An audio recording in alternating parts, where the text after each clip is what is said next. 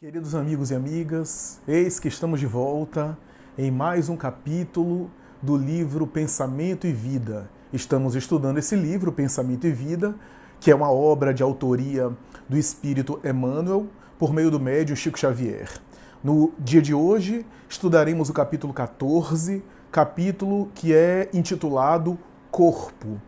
O estudo da obra Pensamento e Vida, como já é sabido de alguns, está dentro do bloco Psicologia Espírita, porque temos um projeto no canal Raciocínios Espíritas de estudar temas psicológicos, temas comportamentais, conectando-os com os fundamentos da doutrina espírita. O capítulo de hoje aborda a questão do corpo, a questão corporal. Mas como temos falado, a abordagem de Emmanuel nesses temas, que são temas gerais, alguns temas bastante abrangentes, porque esse livro, Pensamento e Vida, é uma espécie de cartilha que ele elaborou do plano espiritual para a Terra, para que os encarnados tenham noção daqueles temas importantes para o espírito que se prepara para reencarnar. E esse capítulo, Corpo, não poderia ser deixado de lado. A abordagem que Emmanuel faz desse tema, nesse livro, é diferenciada. Porque o tema corpo físico, é um tema que é abordado muito na doutrina espírita. A doutrina espírita é uma proposta científico-filosófico-religiosa que não nega a importância e o valor que o corpo tem. Diferentemente de outras propostas religiosas do passado, quando eu me refiro ao passado, eu estou dizendo ao longo dos tempos, historicamente, as religiões tiveram a tendência de negar o corpo e de rejeitar a vivência corporal, em algumas situações até considerando-as como sendo algo negativo, algo que estaria em dissonância com a experiência religiosa, a experiência espiritual, algo que deveria ser temido, rejeitado e afastado. Foi assim, por exemplo, que se estabeleceu uma relação muito conflitiva com a vida física, as necessidades físicas, especialmente no Ocidente cristão, um conflito muito grande com a sexualidade humana, que fez com que, inclusive, alguns indivíduos mais tarde se apartassem da religião, e Freud, na sua psicanálise, procurou, inclusive, apontar os equívocos,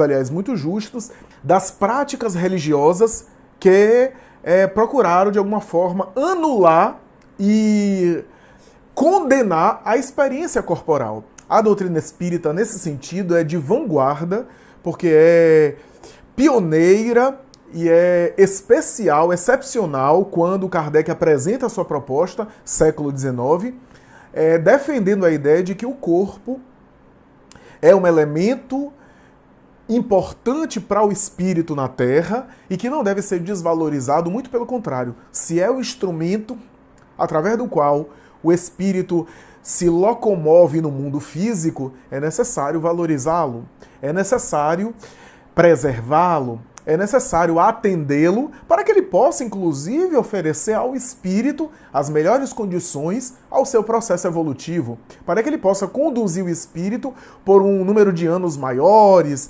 para que ele possa manter o espírito na aprendizagem terrena em um tempo maior. Então, nesse sentido, a doutrina espírita é inigualável e é excepcional no sentido de, naquela época, abordar o assunto dessa forma, uma forma integrativa, uma compreensão holística, sistêmica, em que, na época, do ponto de vista religioso, o corpo não era assim considerado.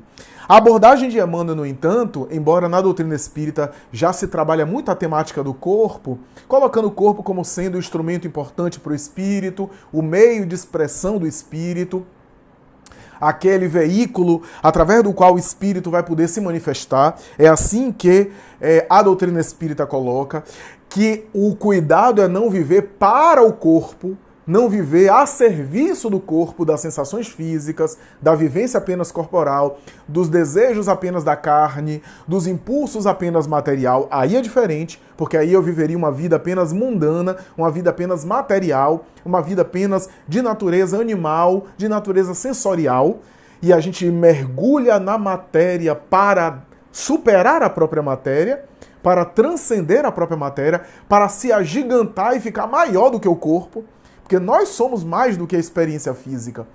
Até psicologicamente eu consigo defender essa ideia sem precisar aqui apelar para a espiritualidade. O ser humano é muito mais do que o próprio corpo, porque é psiquismo, é emoção, é sentimento, que vai além apenas do automatismo corporal. Então nós somos muito maiores do que a experiência corporal. E sendo maiores, portanto, temos o objetivo no mundo físico de, através da matéria, transcender a matéria, ser mais do que a matéria, ser mais do que a vida material, do que o mundo material. Esse é o objetivo da proposta espírita. Em uma outra linguagem, é claro, evoluir, crescer, espiritualizar-se. Então, o espírito utiliza a matéria para da matéria superá-la, né? Mas não superá-la no sentido medieval de reprimir, de sufocar, de anular, de castigá-la, mas no sentido de que a partir da matéria, a matéria é um degrau, é uma escada que me conduzirá a experiências que vão além da matéria. Então essa é a necessidade do espírito ao mergulhar no corpo, né? E o que a doutrina espírita preconiza é que o corpo é uma espécie de moradia. O espírito fica morando temporariamente no domicílio material. Ou se quiser, como diz Emmanuel de maneira muito bonita, internados temporariamente no corpo físico. Estamos internados temporariamente. Se estamos internados, temos limites que o corpo físico impõe. O corpo físico é o instrumento e a via de entrada do espírito na vida física e de saída do espírito da vida física, sempre passa pelo corpo físico. O espírito sempre passa pelo físico para a entrada e a saída na vida física. Portanto, é um domicílio, é uma morada, é uma internação, é um internamento, o espírito fica temporariamente internado na carne e a depender da experiência e em muitas situações, em muitas circunstâncias, é uma espécie de cárcere, de prisão, de limitação, especialmente nos casos em que o espírito experimenta uma expiação dolorosa, uma limitação mental, uma limitação física, porque o corpo já limita o espírito mesmo, já limita boa parte dos potenciais da alma para o objetivo de educação, de desenvolvimento, de aprendizagem que a escola terrestre impõe a ele. E mais do que nunca, no entanto, o corpo pode se tornar um cárcere na experiência, por exemplo, da expiação dolorosa, onde ele tem limitações muito severas no corpo carnal, limitações mentais, limitações físicas, por um objetivo também de aprendizagem e de desenvolvimento. O corpo físico, no entanto, é examinado pela doutrina espírita por diferentes aspectos. Eu poderia dizer que há, inclusive, uma espécie de antropologia espírita que estuda e que desde Allan Kardec, que era contemporâneo de Darwin, chegou a escrever sobre evolução espiritual e evolução do biótipo humano antes de Darwin, e mais tarde em A Gênese ele elabora melhor essa hipótese sobre a origem do corpo humano. Justiça seja feita, A Gênese é publicado um pouco depois da apresentação de Darwin a respeito da sua teoria da evolução das espécies, da seleção natural, mas é um espaço de tempo tão curto que é provável que a teoria de Darwin não estava popularizada naquela época, não estava conhecida. E mesmo assim, em O Livro dos Espíritos, que foi publicado antes da teoria de Darwin, em 1857, Darwin publicou em 1859, Allan Kardec já colocava e já recebia dos espíritos essa ideia de desenvolvimento, de evolução, inclusive evolução das espécies, só que de uma forma muito sutil, porque não havia vocabulário, os espíritos não tinham vocabulário, era necessário que a ciência, o progresso intelectual, pudesse apresentar o jargão, os termos, as expressões compatíveis para que a gente pudesse entender melhor. Mais tarde, como dissemos, em A Gênese, Kardec volta ao assunto, explicando que essa ideia de que, porque na época não era totalmente aceita, estava ainda se especulando, mas a ideia de que talvez a gente venha do símio e de espécimes menos elaboradas, mais primitivas, em nada invalida a questão da alma e do espírito. Muito pelo contrário. E Joana de Ângeles tem um comentário muito interessante sobre isso no livro Estudos Espíritas, quando ela aborda a questão corporal, e ela vai dizer que o espírito mergulhando no corpo, elaborando o corpo com as suas conquistas, nós sabemos que é o espírito com a sua conquista que modela a matéria e que vai modelando biótipos cada vez mais aperfeiçoados. Não precisamos fazer um aprofundamento na teoria evolutiva e nem um aprofundamento na ideia de evolução espiritual espírita para a gente entender, por exemplo, que o espírito evolui, mas o corpo também. O corpo do homem atual não é o mesmo corpo, por exemplo, do homem das civilizações passadas. Do homem, por exemplo, de há 10, 15 séculos. O corpo lentamente vai mudando, a cabeça, o crânio, as expressões, a própria forma de se situar no mundo, né? Tá havendo uma evolução sutil. E se a gente pegar de séculos ainda mais separados, o corpo, a estatura, as expressões do homem primitivo para o homem atual vem modificando muito, muito. Só que a gente não consegue ainda observar essa mudança tão rápida de uma geração para outra, de um século para outro. Mas há na teoria espírita contemplada a ideia de que, à medida que o espírito evolui, o corpo também lentamente vai evoluindo. E tudo evolui, tudo progride em a natureza. Então é notável e é razoável pensar que o metabolismo humano está mudando, que as estruturas físicas estão mudando lentamente, que as necessidades biológicas, a partir da sutilização, da desmaterialização, da evolução do espírito, a necessidade do espírito no corpo também é mais sutil. A gente está vendo, por exemplo, a alimentação tem mudado, a nossa alimentação não é mais a mesma alimentação de gerações passadas, né? Está menos grosseira, né? Mais saudável, né? Mais priorizando mais elementos ricos de nutrientes e uma alimentação mais leve, mais balanceada, né? Então, a gente vê isso na alimentação. Por quê? Porque o espírito vai também tornando seus hábitos menos densos, menos materiais, mais sutis, e isso se reflete também na alimentação, como em tudo, em todos os hábitos e no corpo. Então, essa antropologia espírita que eu estou falando aqui é de maneira bem sutil, bem superficial, até bem simples, porque se a gente for aprofundar, dá muita coisa. Mas o que podemos dizer é que o espírito vai modelando a matéria, graças às suas conquistas, que por meio do seu perispírito vai imprimindo no corpo novas disposições e ao longo dos séculos e até dos milênios vai modelando um corpo diferente para que os próprios espíritos das próximas gerações e ele próprio, futuramente em uma próxima geração, volte com um patrimônio físico mais aperfeiçoado para poder usá-lo melhor, para poder utilizá-lo melhor. Joana de Ângeles escreve o seguinte: a princípio, o espírito se encontrava em atrasada expressão, utilizando-se da forma símil em transição para fixar-lhe implementos novos, desde que a função precede o órgão e aquela procede do espírito, que modela as formas próprias, de que precisa para crescer e produzir experiências não conhecidas.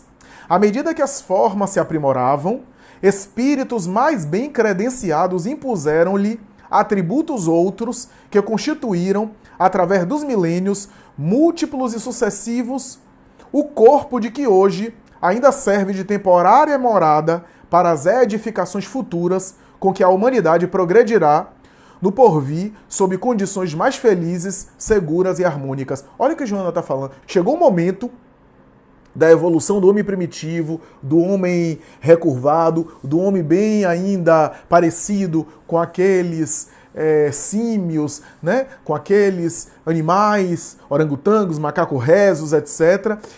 Esse homem primitivo, esse homem que lentamente vai se aproximando do Neandertal, por exemplo, lentamente, espíritos mais evoluídos, isso que é o elo perdido da evolução. O elo perdido da evolução é isso, né? Ou a raça adâmica, né? Simbolizado no elemento simbólico de Adão, né?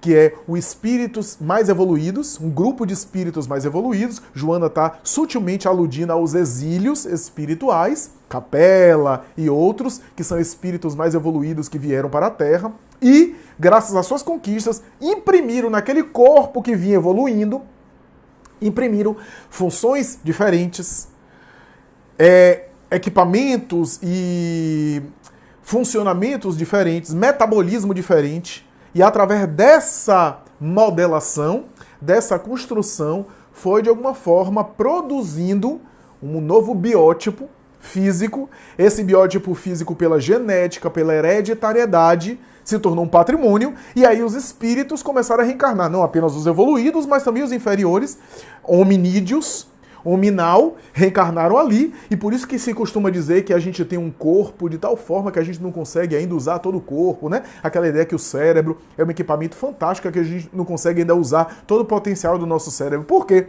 Porque esses espíritos lá atrás, podemos falar exilados de capela, qualquer outro, vieram e modelaram esse cérebro, essas funções corporais foram elaboradas, e até hoje a gente ainda está tentando usar o potencial total do corpo e do cérebro em especial. Olhe como essa expressão de Joana se casa perfeitamente com a expressão de Allan Kardec. Allan Kardec já havia escrito isso em A Gênese de uma outra forma quando ele diz: admitida essa hipótese, pode-se dizer que sob a influência e por efeito da atividade intelectual do seu novo habitante, o envoltório se modificou, embelezou-se nas particularidades, conservando a forma geral do conjunto.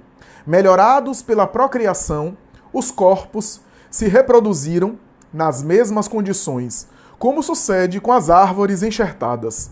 Deram origem a uma espécie nova que pouco a pouco se afastou do tipo primitivo, à medida que o espírito ia progredindo.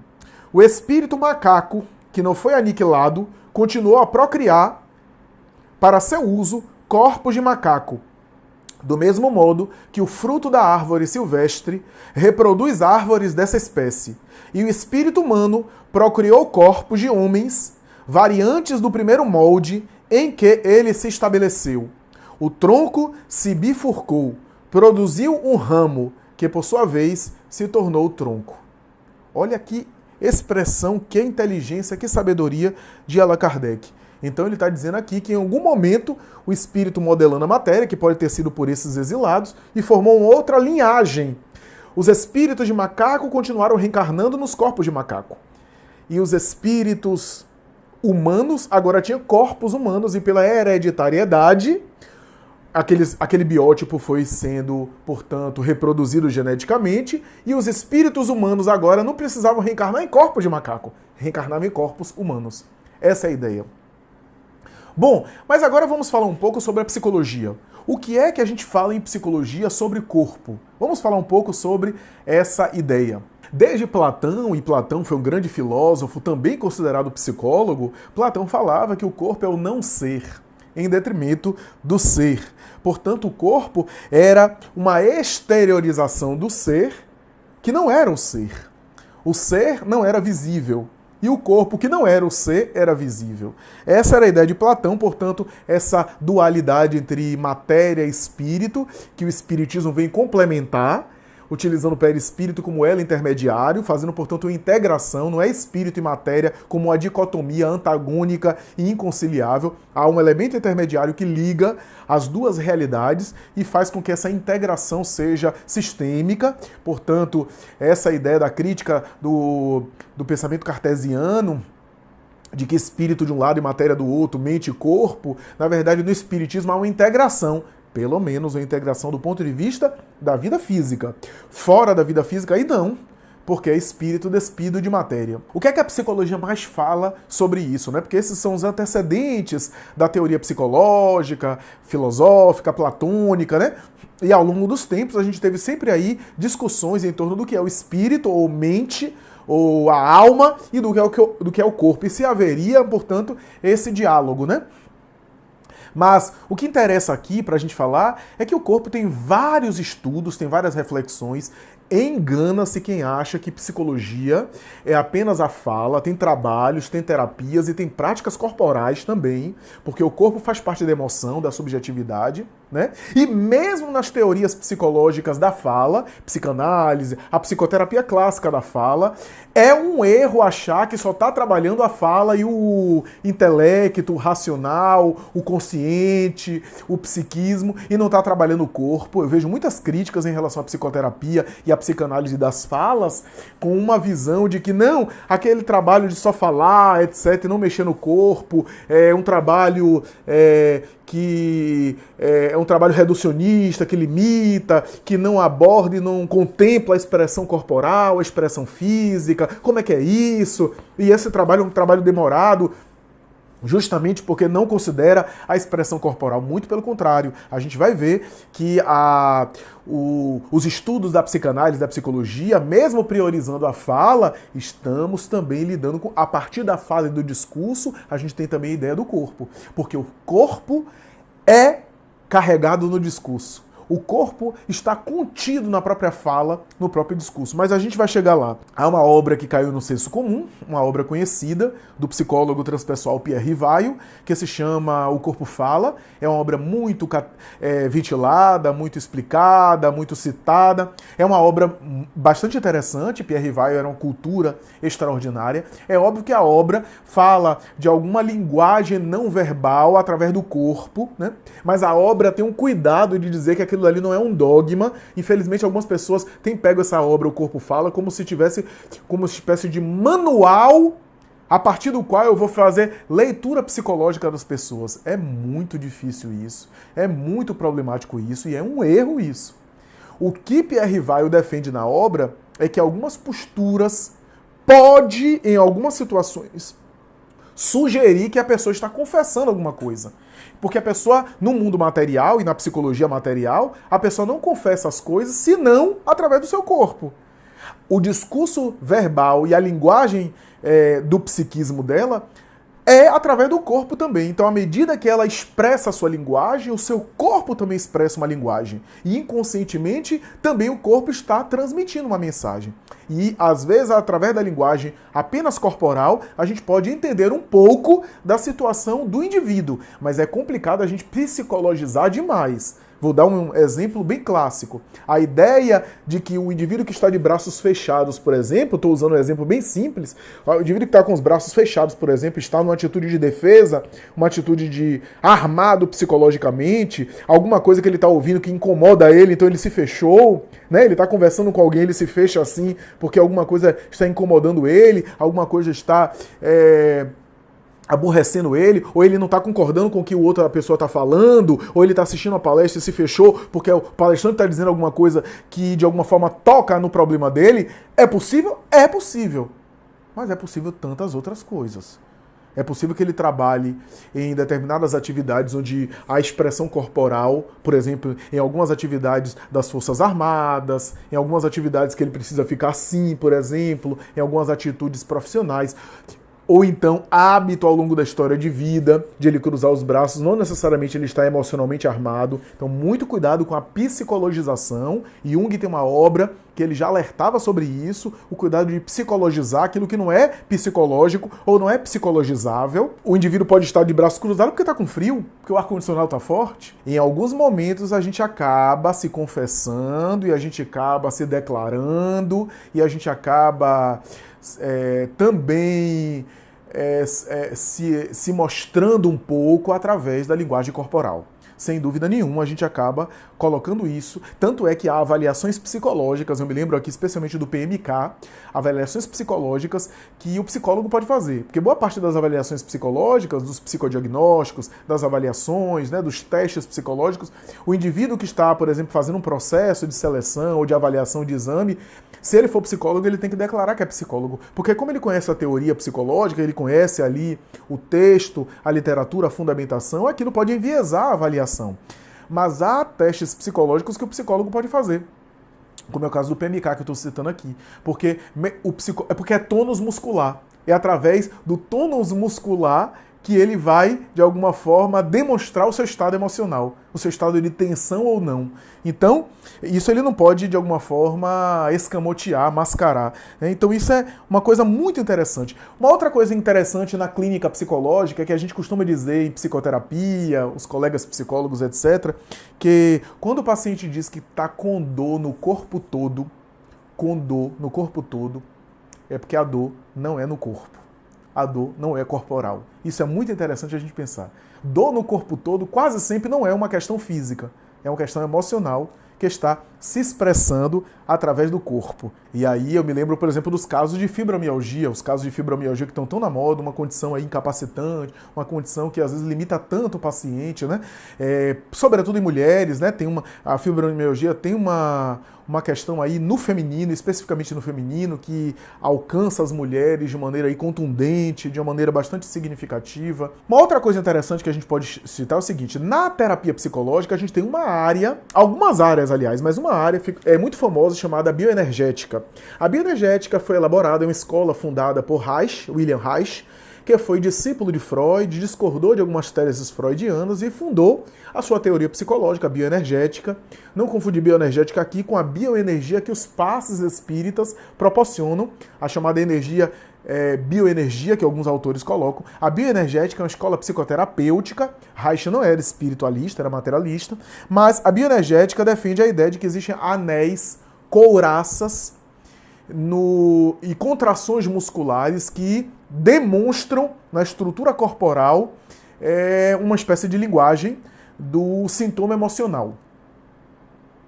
Do sintoma emocional que o paciente carrega, né? Do sintoma psíquico que o paciente carrega. E através da leitura e da análise da densidade dessas couraças, do quão rígido e de quão intensificada e crônica está essas contrações musculares, dá para ter uma ideia. Reich teorizava muito a respeito da ansiedade, da irritação e da excitação sexual. Ele diz que através da análise corporal dá para estudar um pouco irritação, ansiedade e excitação sexual, principalmente, né? E o seu discípulo, Alexander Lowell, que foi um dos discípulos de Reich, procurou de alguma forma ainda aprofundar ainda mais essa colocação, esse estudo, de uma maneira especial, de uma maneira excepcional, né? Falando sobre as couraças, os anéis, etc., que concretiza no corpo experiências que são emocionais, né? Então, vale a pena aqui a menção. E por que eu estou fazendo essa menção? Porque Joana de Ângeles Espírito, em uma das suas obras, chamada Amor, Imbatível Amor, uma das obras da coleção psicológica, que nós pretendemos estudar, aborda a questão da bioenergética. Toda a obra Amor, Imbatível Amor é uma análise de alguns temas, tendo como referência a bioenergética e, claro, a doutrina espírita. Os aspectos espirituais a partir das ferramentas e dos conceitos da bioenergética. Então é muito interessante essa obra, vale a pena a gente aí procurar, e a gente vai estudar, a gente pretende estudar no canal, se Deus permitir. A psicanálise também fala do corpo, por incrível que pareça, como a gente falou, há muitas críticas sobre a psicanálise, que a psicanálise não fala, que a psicanálise não aborda essas questões, aborda. É claro que a psicanálise prioriza a fala, o psiquismo, mas não há discurso sem corpo, né? A ponto de a gente dizer que o sintoma, isso é um conceito freudiano e lacaniano, o sintoma de todo paciente é uma palavra amordaçada. Deixa eu explicar aqui. Linguagem e palavra na psicanálise é muito mais complexo do que o senso comum aí define, tá? Linguagem não é apenas o falar ou escrever, tá? A psicanálise coloca a linguagem como sendo uma forma de mensagem. Toda mensagem é uma linguagem. Daí, tanto é que Lacan, em um momento da sua obra, chega a dizer e definir que o inconsciente é formado a partir da linguagem, que o inconsciente corresponde a um conjunto de linguagem, né? Por quê? Porque o inconsciente se formou a partir do quê? Das relações com o pai, do ponto de vista da psicanálise material, relação com o pai, relação com o outro, relação com o meio, relação com a sociedade, relação com o sexo oposto, com o mesmo sexo, para formar a identidade sexual, para formar a motricidade, para interagir no mundo, né? Se costuma dizer na psicanálise que a criança é falada antes de falar. Daí a ideia de que a linguagem demarca de maneira bastante característica o processo aí de compreensão do mundo da psicanálise, né? Então, a linguagem não é apenas o falar, né? Mas até eu não falar, eu estou, de alguma forma, transmitindo uma linguagem, né? Então, é algo que, portanto, o sintoma é uma espécie de linguagem. O sintoma de um paciente é uma espécie de linguagem. E, às vezes, o sintoma é uma linguagem que está amordaçada ou uma palavra que está amordaçada. Ora, o que é que eu quero dizer com isso, com palavra amordaçada? Eu quero dizer o seguinte, que o não dito, aquilo que não é verbalizado pelo paciente, cujo sintoma pode ser compartilhado pela fala, aquilo que não é colocado na fala mesmo, aquilo que não é dito fica amordaçado e fica, portanto, guardado. Aonde? No corpo. O discurso no qual pode aparecer o sintoma fica amordaçado e fica preso no corpo. E isso é tão importante que mais tarde Lacan ele vai voltar a definir sintoma no final da sua obra e ele chega a dizer que o sintoma é uma espécie de acontecimento de corpo. Um acontecimento de corpo, que aparece no corpo, seja na linguagem falada, seja no corpo especialmente. Seja no corpo imaginário, no corpo simbólico, ou nas expressões do real no corpo. Da mesma forma que a palavra que não vem fica amordaçada no próprio corpo, fica presa no próprio corpo, a gente pode dizer também que o discurso do paciente, a fala do sujeito, leva consigo o próprio corpo dele. Quando ele viabiliza um discurso, quando ele expõe a sua palavra, na própria palavra dele, no próprio discurso dele, está contido nela o seu corpo. Simbolicamente, também, em termos de conteúdo, ele coloca no conteúdo da sua fala muita coisa do corpo. E aí a gente vai começar aqui a abordar o seguinte, que existem sintomas corporais que são metáforas da emoção. Por isso que o terapeuta às vezes olha o corpo, às vezes avalia o corpo, porque do corpo a gente dá para entender aqui as questões. O corpo diz um pouco do muito que nós somos. E é por isso que o corpo também é importante no análise, né? Apesar de que a palavra já traz consigo o corpo, como nós dissemos. Então aqui a gente pode citar alguns exemplos, por exemplo, transtornos histéricos, né? A palavra histeria aqui não é histeria no sentido vulgar não, tá? Da pessoa histérica que faz barraco, que quebra tudo. A palavra histeria aí tem a ver com um transtorno, com um sofrimento psíquico importante que faz com que o indivíduo tenha no corpo sensações fantasmas, embora ele sinta como físico, né? Então aqui a gente tem os transtornos conversivos, né? Ou histéricos, né? Que é uma espécie de simbolização no corpo das questões aí, das suas inquietações, né? Daquilo que são das suas limitações, das suas angústias, né? O indivíduo, de alguma forma, simboliza no corpo. Ele traduz algo que é emocional, algo que ele está sentindo, em um símbolo no corpo.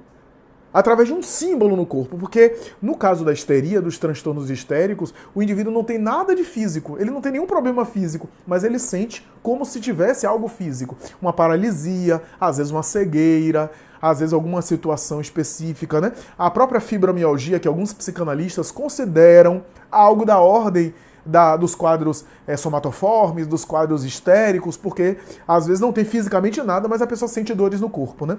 Quais são outras simbolizações das questões psíquicas, das angústias do indivíduo? Os tiques, as manias, as compulsões, os vícios, as repetições. Tudo aquilo que são repetições e que acontecem conosco de maneira repetitiva, portanto, tiques, traços obsessivos compulsivos denotam uma simbolização no comportamento e, portanto, no corpo daquilo que é emocional. E aí a gente passa para outros quadros também. Em vez agora da simbolização no corpo de algo que é emocional, a gente pode também pensar na concretização do corpo de algo que é simbólico. De um lado a gente tinha os quadros que eu citei aqui, que é traduzir algo que é real da emoção em algo simbólico, numa espécie de cifra no corpo, numa espécie de símbolo daquilo que é dor na alma, através de uma experiência corporal. Mas tem outros quadros que são, na verdade, uma conversão, uma transformação de algo que é simbólico em algo que é físico, uma espécie de concretização de algo que é simbólico. Nós temos aí os quadros psicossomáticos. Então a pessoa, de maneira geral, faz, portanto, uma gastrite, faz, portanto, uma úlcera, faz, portanto, uma dor de cabeça, faz, portanto, algum problema cardíaco, algum problema de coluna, por causa de algo psíquico. Algo psíquico gerou e afetou o corpo mesmo. Então, se a pessoa for fazer o exame, tem lá o problema. Então, aí é diferente, é uma concretização do simbólico. Nós temos ainda, na psicologia, distúrbios de autoimagem. anorexia, bulimia, onde a criatura, normalmente mulheres, se veem gordas estando muito magras, e é uma distorção da autoimagem, portanto, da imagem que ela tem do próprio corpo.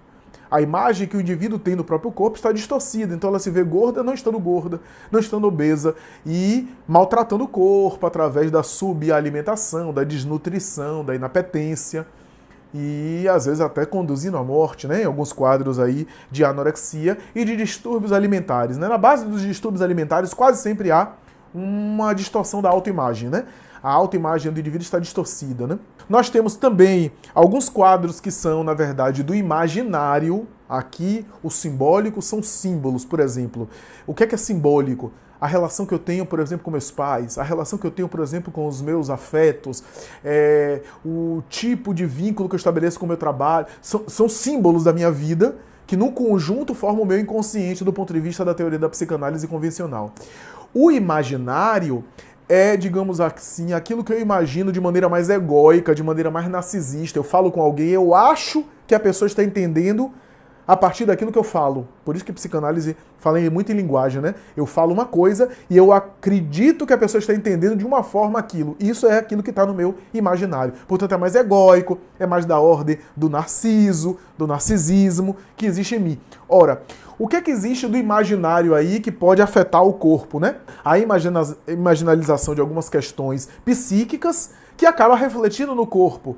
O que é que eu posso falar aqui? As disfunções sexuais, por exemplo, a impotência, a disfunção erétil, a falta de desejo, até a frigidez feminina, a falta de desejo sexual, que aí tem a ver algo que diz respeito à fantasia, portanto ao imaginário, aos desejos, que de alguma forma teve aí uma alteração psíquica importante, né? Teve aí alguma questão psíquica importante, mas nós temos também outras questões. Por exemplo, a gente tem as questões que dizem respeito à simbolização consciente de algo que é emocional no corpo. Às vezes algo emocional que eu não tenho consciência, eu não tenho consciência do que está me motivando emocionalmente, mas algo está me motivando, não necessariamente tudo ruim, não necessariamente apenas um sofrimento psíquico, pode ser algo também inconsciente que seja bom ou que seja funcional, não necessariamente patológico, e eu conscientemente tento simbolizar isso no corpo por um conteúdo inconsciente que eu não sei.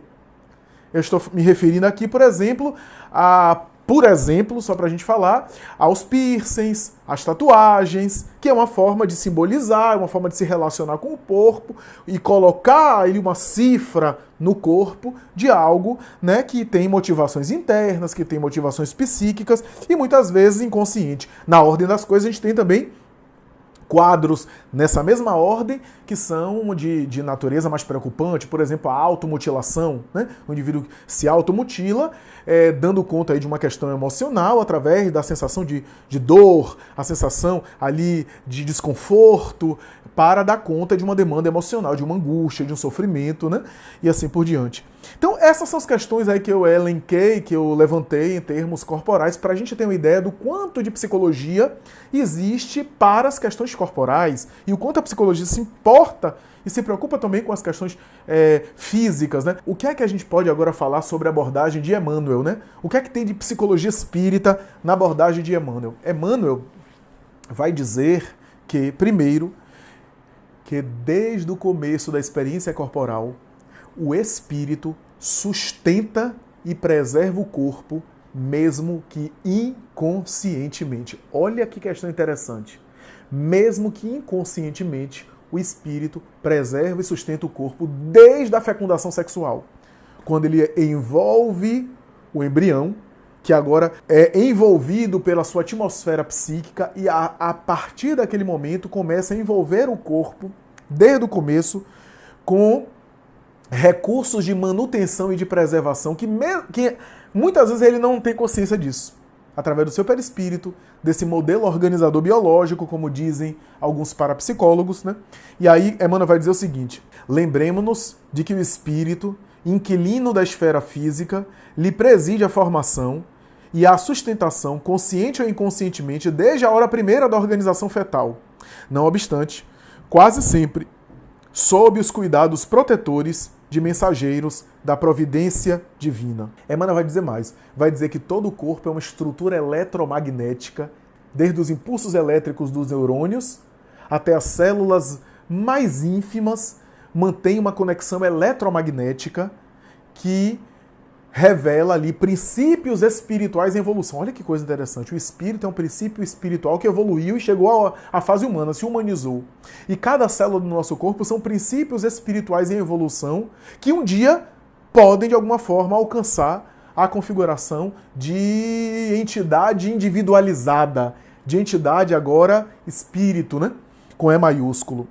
Então, isso é uma coisa interessante. E Emmanuel vai dizer que esses corpúsculos todos estão subordinados e direcionados pela mente. Aí, eu quero novamente voltar ao conceito de Emmanuel, dizendo o seguinte, que o conceito de Emmanuel sobre isso, sobre mente e pensamento, você que tem acompanhado os capítulos do livro sabe que pensamento para Emmanuel é muito mais profundo, não é apenas a cognição. Cognição também é pensamento, a cognição consciente. Eu aqui parar, fechar os olhos e pensar em alguma coisa. Isso é pensamento.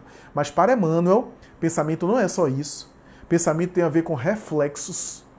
Isto é, há determinados pensamentos, ou melhor, há determinado funcionamento que ocorre dentro de mim, inconscientemente, como se fosse um stand-by de celular ou um offline, sabe? Uma atualização de um programa de software que está acontecendo, você fecha o computador, ele está atualizando ali, você desliga a tela do celular, bloqueia a tela do celular, mas ele está atualizando ali, acontece isso offline.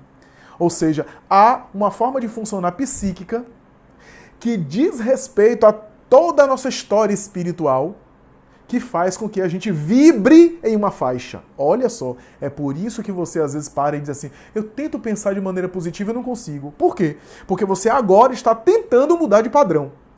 Só que ao tentar mudar de padrão, que é muito difícil, ao você ter no seu inconsciente, ou se quiser, na expressão de Emmanuel, esse reflexo condicionado que faz você vibrar automaticamente nos hábitos antigos, graças ao quê? A culpa de erros praticados no passado, a culpa, a consciência de culpa do espírito, e aos vícios, às imperfeições que ele alimentou muito, faz ele pensar de maneira negativa.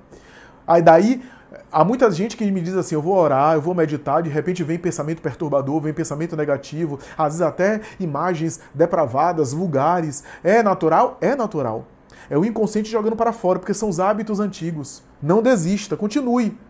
Porque até imprimir novos hábitos, você vai precisar, agora, na experiência atual, egóica atual, pensar de maneira positiva e fazer um esforço de pensar de maneira positiva. Por quê? Porque se você parar para ficar relaxado, nem pensar positivo, nem pensar negativo, a mente é preenchida pelas heranças anteriores. Chico Xavier dizia isso de uma forma muito bonita. Chico dizia o seguinte, que a gente tem alguns minutos que acendemos uma luz e temos séculos de escuridão. Ora, é claro que a escuridão ainda predomina. Embora a escuridão não apague a luz, é a luz que apaga a escuridão. Então, isso é interessante a gente pensar, essa metáfora, né? E por isso é necessário também paciência com o psiquismo, disciplina, para ir modificando aos poucos. Porque tanto quando a gente fala em pensamento, a gente pode fazer o pensamento momentâneo, aquele psicodinâmico atual, e o pensamento estrutural, que é aquele condicionamento habitual no qual a gente vibra. A gente vibra. São esses reflexos condicionados que, ao se vincular ao embrião, envolve ele nessa vibração, daí elaborando o corpo compatível com a necessidade do espírito. A depender dessa vibração ser muito negativa ou muito positiva, a gente tem um corpo mais saudável, mais adoecido, mais limitado, mais com potencial e assim por diante. Emmanuel vai dizer o seguinte, que nos quadros de muito desequilíbrio, graças a homicídios e a suicídios do passado, essa vibração é tão intensa e tão atuante que desde a fecundação e do desenvolvimento embrionário vai imprimindo naquele corpo em formação uma má formação, uma alteração congênita, um problema teratológico. Mas, para além disso, todos nós estamos sujeitos a esses reflexos condicionados. Como? Ora, se eu tenho uma vibração, por exemplo, baixa, eu nasci com um corpo saudável. E eu tenho uma vibração bem baixa, bem densa. Se eu passar a vida inteira morno, nem quente nem frio, deixando que esse reflexo condicionado, esses hábitos antigos predominem em mim. Ou pior ainda, quando esses hábitos antigos é alimentado no presente por mim, o que é que vai acontecer com o tempo? O meu corpo vai adoecer. Eu vou experimentar enfermidades. Eu vou experimentar doenças sérias. Olha o que Emmanuel diz. Desde a fase embrionária do instrumento em que se manifestará no mundo, o espírito nele plasma os reflexos que lhe são próprios. A mente é um espelho da vida, conceito básico da obra. Se a mente é um espelho, irradia o eu do espírito, aquilo que ele, de alguma forma, se constitui. Portanto, muitos desequilíbrios corporais, Emmanuel vai dizer, acidentes de percurso na área da saúde, a gente vê gente saudável, uma pessoa saudável, de repente tem um problema de saúde, de repente altera a sua condição. Além do estilo de vida atual, do livre-arbítrio de agora, os excessos, às vezes esses reflexos mentais do passado vibrando, essa forma dele pensar inconscientemente offline, pode acabar produzindo problemas atuais. Mas, Flávio, então a gente não tem jeito? Quer dizer que então, como é que é isso? Tem jeito, tem jeito. Na insistência, na meditação, na oração, no recolhimento, na espiritualização, vai fazendo com que a gente vai modificando isso. Se a gente para e relaxa, a vibração mais baixa, negativa, do passado vem. Anterior, ancestral vem, primitiva, a nossa vem, que predomina em nós. Kardec falou, predominância da natureza animal sobre a natureza espiritual. Olha que bonito que Kardec colocou de maneira fácil para a gente entender. Ora, se essa predominância toma conta de nós e a gente vai cultivando, alimentando, vai deixando ela, é claro que em algum momento o nosso corpo vai se ressentir. Mas com esforço agora, por isso a ideia do autoconhecimento, de ser consciente, de ter consciência, autoconsciência de si, é o quê? Está o tempo todo trabalhando os pensamentos, está o tempo todo refletindo sobre si mesmo, está o tempo todo mergulhando para dentro, entrando em contato com os próprios sentimentos, se avaliando psiquicamente, se melhorando como pessoa. E Emmanuel conclui dizendo o seguinte, a prática do bem, se você não consegue mudar o pensamento imediatamente, a prática do bem é a forma que você tem de, no exercício do bem, por isso que eu digo que o exercício do bem é terapia para quem faz. No exercício do bem, você entra em outra faixa. Você entra num reflexo vibratório e reflexos vibratórios diferentes. Então, o exercício do bem faz você pensar de maneira diferente e exercitar o hábito de uma nova programação offline, de uma nova programação stand-by, de uma nova forma de pensar de maneira inconsciente. Essa mudança de pensamento, portanto, começa no consciente, começa em eu escolher vibrar positivamente. Por isso que o exercício no bem, o dever do bem, o serviço no bem, a abnegação faz com que eu me modifique por dentro, mentalmente, psiquicamente. Eu vá ficando melhor, eu entro em outra faixa, eu começo a mudar a minha forma de pensar, porque ao agir no bem, no amor, por dentro eu vou me mudando. Por isso que quando Kardec pergunta aos espíritos como fazer para superar a natureza corpórea e os instintos primitivos. E os espíritos responderam, praticar a abnegação. Praticar a abnegação. Olha bem, a natureza animal, a natureza corpórea, como é que eu consigo dominar ela, controlar ela? Praticar a abnegação. É isso, é se tornar mais consciente de si mesmo e ir mudando, a princípio de maneira consciente, para depois introjetar, internalizar de uma forma inconsciente esse modo de funcionamento positivo. Quando eu estiver vibrando, girando no meu offline positivo, aí eu já vibro de uma forma muito mais harmônica e aí a saúde física é muito mais equilibrada, aí a harmonia física é muito mais equilibrada, mas saúde, o tema saúde já é tema para o próximo capítulo.